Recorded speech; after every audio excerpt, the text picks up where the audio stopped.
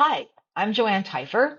I'm one of the Healdsburg Museum docents, and today we're going to do a whirlwind tour of Healdsburg history in just 10 minutes, so hold on to your hats. Here we go.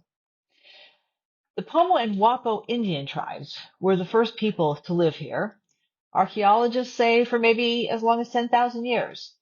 They were hunter-gatherers and they lived in small villages around the area. And the Pomo were known as master basket weavers.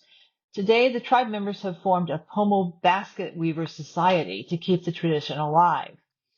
When the Europeans came, the tribes were faced with loss of land due to farmers, diseases they couldn't fight, and attempts to expel them from the area. But the tribe survived, and there are many tribe members still living here today. So, in 1841, the territory that is now Healdsburg was granted by Mexico to Captain Henry Fitch as part of the 48,000-acre Rancho Saudiomi. Fitch, an East Coast sea captain, acquired this land grant thanks largely to his marriage to Josefa Carrillo, who was from a prominent California family. But the town isn't called Fitchville because by 1850, when Josefa moved to Healdsburg, a lot had changed. Captain Fitch had died, California had been ceded to the United States and was becoming a state, and the gold rush had brought hordes of new residents to California. Some newcomers had squatted on the rancho lands, ignoring any property rights assigned by Mexican government. Josefa lost or sold much of her property, but raised her 11 children at the Fitch Mansion, their home on Bell Ash Avenue, and theirs was one of the town's founding families.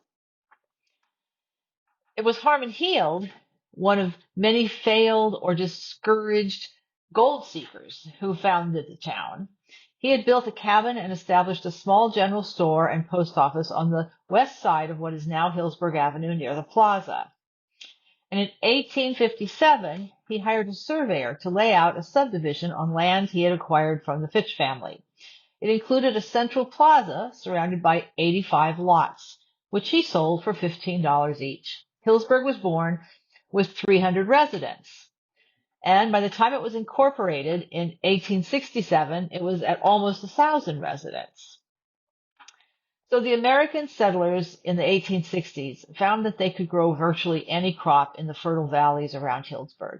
Hops, grapes, and all kinds of fruits and vegetables were grown to supply the local population. They even grew wheat in Alexander Valley.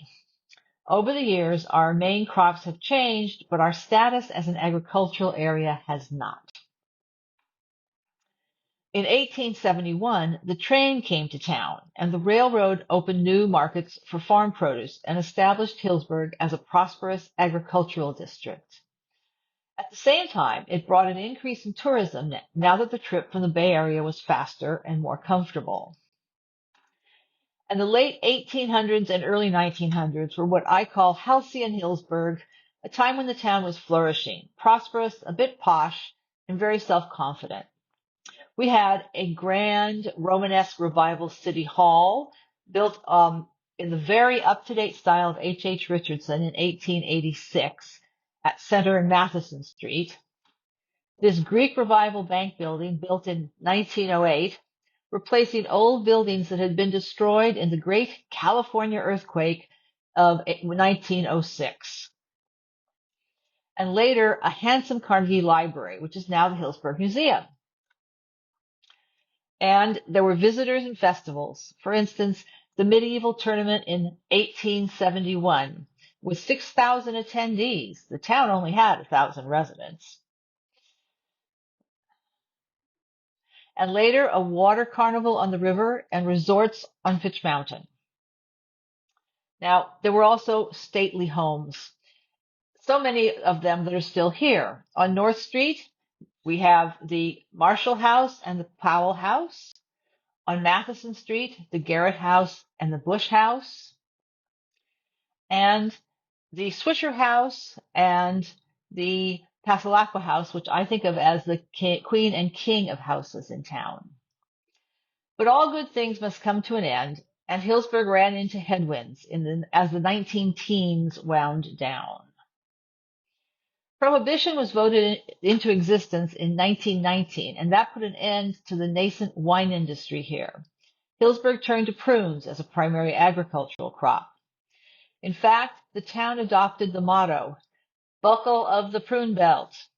This was a less prosperous Healdsburg, and with World War I, the Great Depression, and World War II following one after another, times didn't get better. But we still had our visitors and a flourishing Fitch Mountain summer communities, mostly used by Bay Area families, for instance, Cramp Rose. And after World War II, the town began to bounce back. We had a new, very different city hall, mid-century modern, replacing almost Gothic Romanesque revival at the same location. And the Mitchell Center opened, bowing to the importance of having a lot of car parking for shopping. But change isn't always good. And with the start of the 1960s, the 101 freeway was being built, and it bypassed Healdsburg.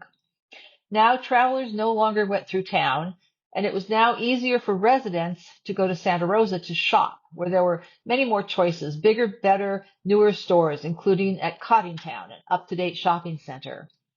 Healdsburg, particularly the downtown, spiraled downward.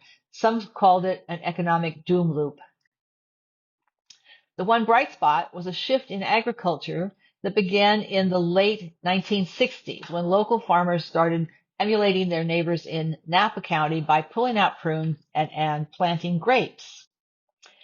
As things got worse at the same time as the wine industry appeared more promising, the city established a redevelopment agency to work toward a renaissance of the town as a destination wine tourism community. The city declared the area around the plaza blighted, and the redevelopment agency bought the property on the west side of Healdsburg Avenue, across from the plaza, tore down the old buildings, and started looking for somebody to build a fancy hotel. It would take more than 15 years to strike that deal. But in the end, the vision was realized. Hotel Healdsburg opened at the turn of this century, and it was an inflection point. More upscale development, more visitors, more wineries. A change to what some people call Beverly Healdsburg. So is that the end of the story? Well, probably not. As this has been being recorded in 2025, the wine industry is experiencing economic problems, but the town has survived through more than one dramatic shift, and we like to think that through it all, Healdsburg has maintained its spirit and will again. Time will tell. So thanks for listening. If this talk has whet your appetite for Healdsburg history, be sure to visit the Healdsburg Museum History Talks YouTube channel to find more presentations. I'll see you next time.